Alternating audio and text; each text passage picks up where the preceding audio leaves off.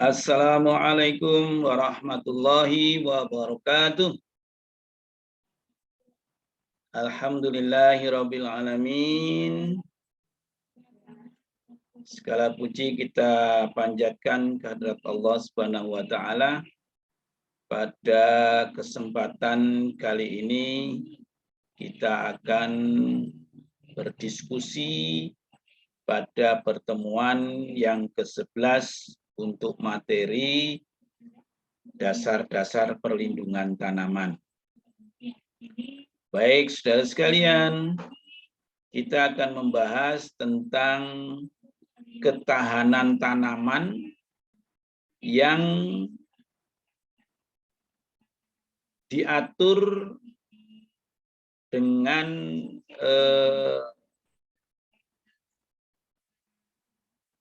secara alami, ya. Tanaman memiliki ketahanan alami yang disebut dengan resisten, tanaman resisten. Kemudian cara pengendalian yang lain yaitu dengan mempergunakan peraturan, perundang-undangan yang biasa kita kenal sebagai lembaga karantina tumbuhan. Nah, kalau saudara cermati di bandara-bandara, pelabuhan udara, di pelabuhan-pelabuhan laut, di perbatasan-perbatasan daerah, apakah perbatasan suatu negara atau perbatasan satu provinsi, di kota-kotanya itu ada yang namanya lembaga karantina tumbuhan. Nah, karantina tumbuhan itu termasuk salah satu upaya untuk mengendalikan peredaran hama dan penyakit tanaman.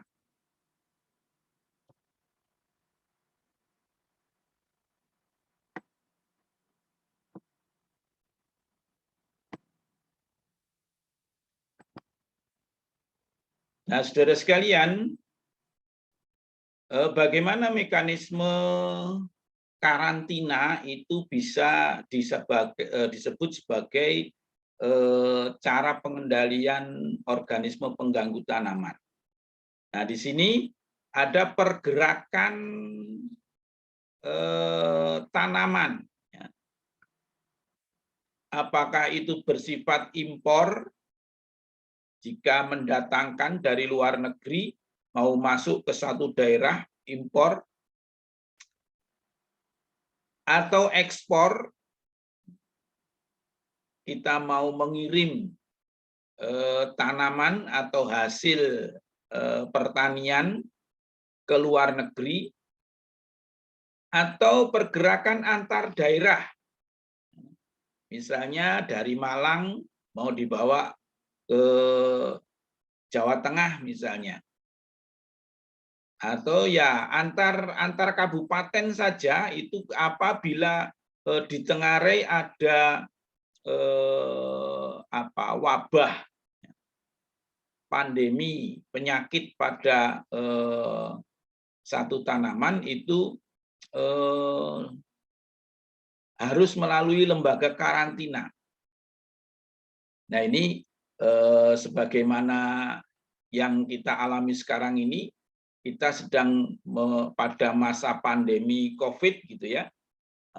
Itu sekarang ada Omikron gitu ya, varian Omikron, sehingga orang-orang yang dari dan mau ke luar negeri, dia harus mengalami karantina dulu.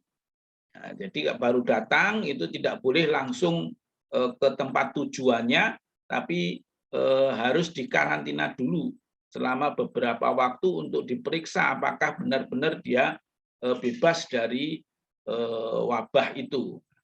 Ini seperti itu juga pada tumbuhan. Nah, ini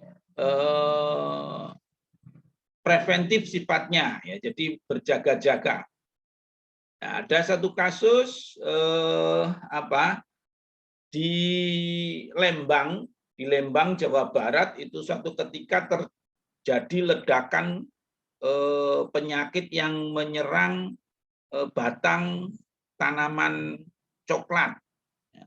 Tanaman coklat di daerah Lembang itu terserang penyakit busuk batang. Nah, di mana penyakit itu awalnya tidak diketemukan di Indonesia. Nah, setelah ditelusur, ternyata ketika mendatangkan bibit tanaman coklat itu tidak melalui lembaga karantina, atau lembaga karantinanya tidak melakukan tugasnya dengan baik.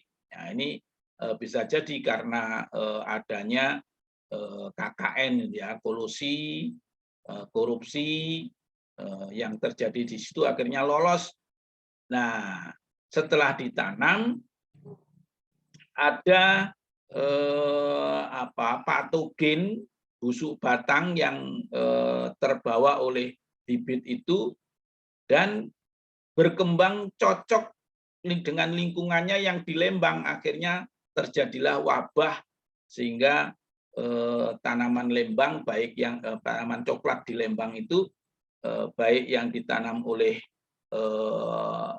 si pembawa maupun kemudian ya karena mewabah menular juga kepada tanaman coklat di masyarakat di sekitar itu. Inilah pentingnya lembaga karantina tumbuhan. Nah, saudara sekalian, ini persyaratan peraturan perundang-undangan undang-undang karantina tumbuhan untuk apabila mau melakukan impor. Ya, kalau mau melakukan impor, maka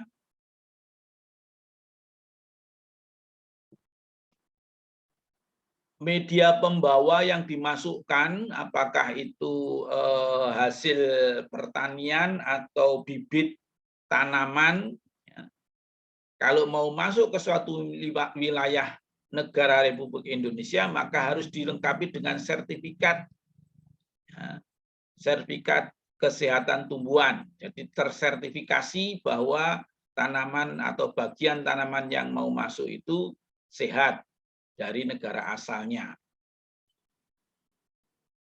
Nah, ini juga setiap kali transit dia akan selalu harus diperiksa ini, ya. Kecuali media pembawa yang tergolong benda lain. Nah, ini misalnya kalau bukan dari bagian tanaman, barangkali termasuk pengecualian. Nah, kemudian lembaga karantina itu ada di tempat-tempat keluar masuknya lalu lintas masyarakat maupun barang, gitu ya. Jadi di pelabuhan, di bandara, itu akan ada. Kemudian dilaporkan dan diserahkan pada petugas karantina tumbuhan untuk keperluan tindakan karantina. Ya, di karantina itu diperiksa, ya, diteliti dalam masing-masingnya tergantung barangnya, ya. Jadi waktunya itu nanti akan sesuai dengan kondisi barang yang sedang ditransaksikan. Nah, kemudian apabila membawa media pembawa yang dimasukkan ke dalam wilayah itu berupa benih, maka sama itu wajib memiliki sertifikat, kemudian ada surat izin. Nah, jadi misalnya mau impor benih unggul dari Thailand misalnya. Nah, itu harus ada izin untuk mengimpor dari Menteri Pertanian. Nah, jadi tidak bebas begitu saja keluar masuk, harus ada perizinan-perizinan yang dilengkapi. Nah, dan kalau mau ekspor sama, ya, jadi dari Indonesia dibuatkan surat sertifikat sehat, ya, kemudian di tempat-tempat yang sudah ditetapkan itu harus diperiksa terlebih dahulu, dikarantina terlebih dahulu, nah, kemudian syarat-syarat wajibnya, dokumen-dokumennya harus dilengkapi berdasarkan analisis organisme pengganggu tumbuhan. Jadi diperiksa dulu. Nah, satu contoh misalnya kalau mau ekspor mangga, ya, pernah satu ketika panen mangga dari daerah Gresik, mangga aromanis itu mau diekspor ke Jepang. Nah, salah satu syarat untuk bisa masuk ke Jepang, mangga itu harus bebas lalat buah. Nah, jadi mangganya harus disertifikasi bebas lalat buah. Nah, ini lembaga karantina di Indonesia harus betul-betul bekerja dengan baik, karena kalau tidak cermat di dalam meneliti, karena mungkin harapannya biar memudahkan ekspor. Nah, kalau nanti di sana itu bukan begitu ada surat keterangan langsung bisa masuk, tidak. Di sana mesti akan diperiksa dulu juga. Nah, kalau ketahuan ada satu saja telur lalat buah di dalam sampel tanaman yang diperiksa, maka seluruh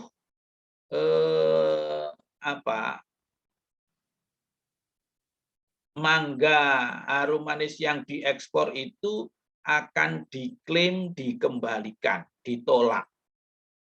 Nah, ini pentingnya bagaimana lembaga karantina itu benar-benar bekerja secara profesional.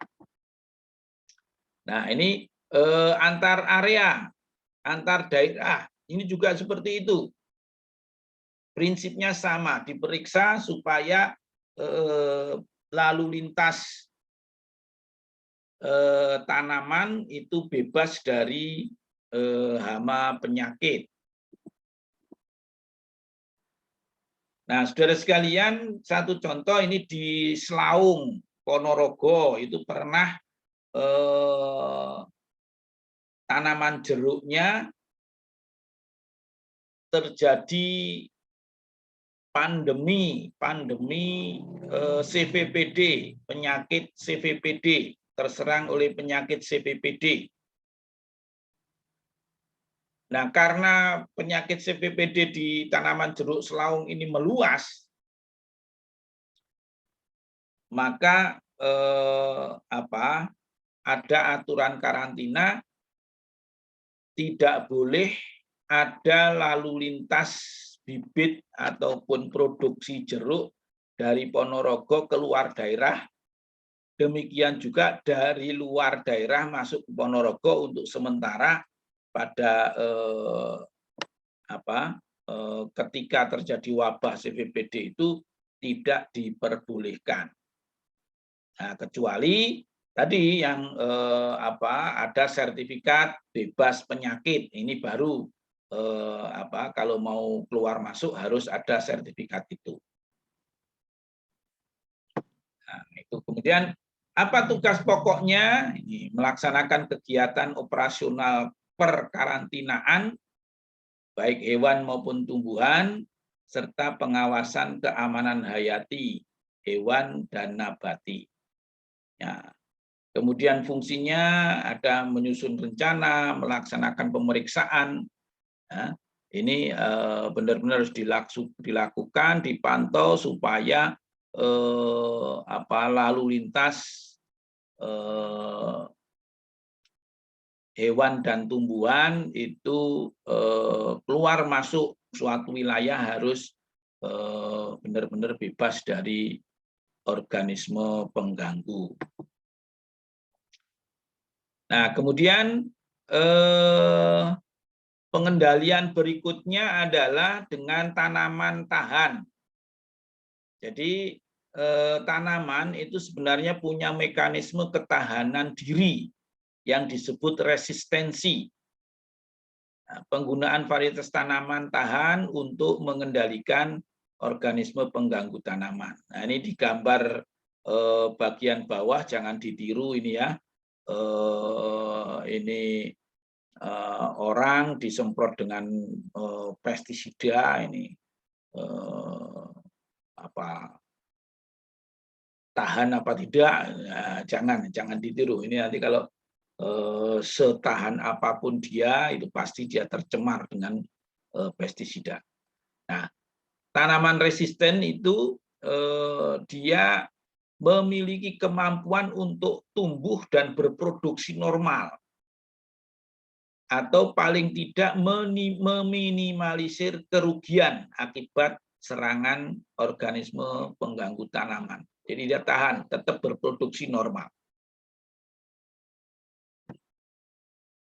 Nah, mekanisme ketahanannya ini ada ketahanan genetik yang terdiri dari non-preferensi. Jadi karena genetiknya tanaman, maka OPT tidak suka, non-preferen tidak suka. Kemudian ada yang bersifat antibiosis, artinya kalau ada OPT yang menyerang, maka OPT tersebut menjadi tidak berkembang atau mati. Ya, jadi tanamannya mengandung zat antibiosis. Nah, kemudian mekanisme yang ketiga, yang ketahanan genetik adalah toleran, yaitu mekanisme di mana tanaman terserang, tetapi tidak serangannya tidak sampai merugikan. Dia masih bisa berproduksi secara normal. Itu namanya toleran. Dia tetap terserang, OPT itu bisa menyerang, ada gejalanya, ada mekanisme kerusakannya, tetapi kerusakan itu tidak sampai merugikan secara ekonomis. Kemudian mekanisme ketahanan yang kedua adalah ketahanan ekologis. Nah, ketahanan ekologis ini biasa disebut dengan ketahanan semu. Kenapa? Karena sebenarnya tanamannya tidak tahan, tapi karena kondisi ekologis itu menjadikan tanaman itu seolah-olah tahan, padahal dia tidak tahan. Jadi ini karena ketidaksinkronan kehadiran antara OPT dan fase pertumbuhan tanaman. Nah, ketahanan semu ini bisa digunakan untuk strategi di dalam mengendalikan OPT dengan cara budidaya tanaman. Ya, jadi nanti mungkin pada pembahasan tentang pengendalian dengan menggunakan teknik budidaya tanaman, itu pengetahuan tentang ketahanan ekologis ini bisa dimanfaatkan. Nah, penelitian saya termasuk diantaranya adalah memanfaatkan bagaimana unsur-unsur ekologis, unsur lingkungan itu bisa digunakan sebagai wahana pengendalian penyakitnya. Karena waktu saya meneliti tentang penyakit papek atau antraknosa pada tanaman cabai. Ya. Nah, kemudian mekanisme ketahanan tanaman, tadi ketahanan genetik, yang sudah saya sebutkan. ada non preferent atau antisenosis, ya, tidak suka. Ini biasanya misalnya di tubuh tanaman itu banyak bulu-bulunya, ya, bulu-bulu yang rapat. Ya, ini akhirnya mengganggu aktivitas hama ataupun vektor penyakit untuk kontak dengan tanaman itu. Akhirnya tanaman tidak suka. Hama, UPT tidak suka, non preferent. Antibiosis ini mengandung zat-zat tertentu yang menyebabkan OPT tidak bisa berkembang dengan baik, bahkan bisa mati atau reproduksinya terganggu. Toleran itu tadi tetap berproduksi, kualitas dan kuantitasnya tetap bisa diperjualbelikan dengan hasil yang tingkat kerugian ekonominya tidak signifikan. Nah, ini beberapa contoh varietas tahan. Ada 7 varietas padi tahan hama wereng.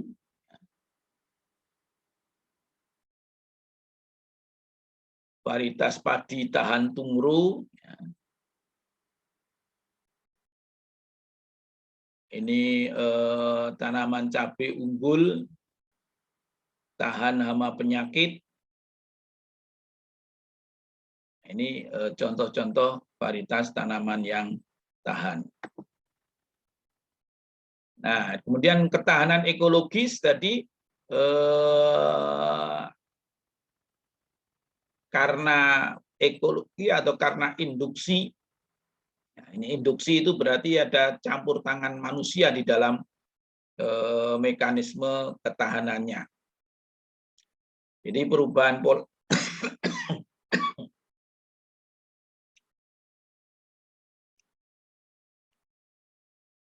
kalau aktivitas budidaya tanaman itu menjadikan pertumbuhan tanaman dan kehadiran serangga ataupun penyakit itu tidak sinkron, maka itu namanya ketahanan semu.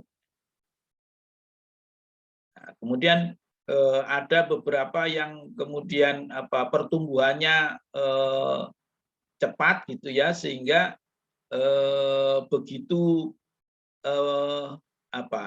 kehadiran hama itu fase pertumbuhannya menjadi lewat, karena serangan hama itu juga timingnya atau waktunya itu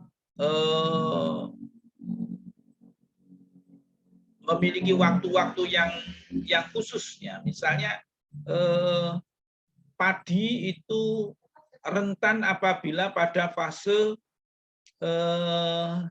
persemaian sampai awal pertumbuhan. Nah, ini misalnya ada serangan dari keong mas, ya, kemudian hama wereng dan sebagainya.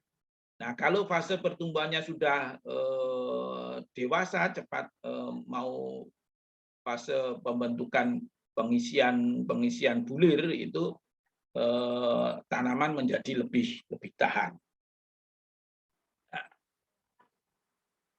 Nah, kemudian menanam lebih awal, ya, ini bisa digeser-geser waktu tanamnya sehingga tidak sinkron antara kehadiran hama dengan fase pertumbuhan tanaman. Nah, ini induksi. Jadi tadi dicontohkan bahwa wereng coklat itu tidak berkembang pada musim kemarau. Maka apabila menanam padi di musim kemarau, akan terhindar dari serangan hama coklat.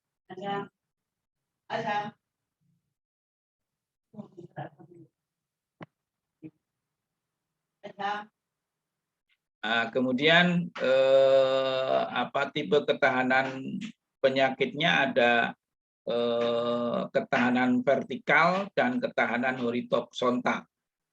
Nah, yang dimaksud ketahanan vertikal itu apabila tanaman itu tahan terhadap satu ras tertentu.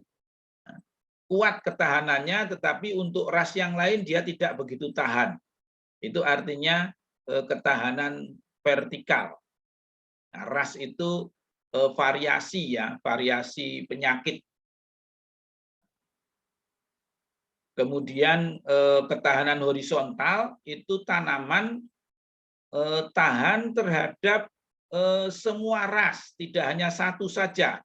Semua ras tahan, tapi ketahanannya tidak apabila itu sifatnya ketahanan vertikal. Nah, ketahanan horizontal itu biasanya lebih artinya lebih stabil dibandingkan dengan ketahanan yang bersifat vertikal. Nah, jadi efeknya di lingkungan itu dia memiliki efek yang lebih stabil.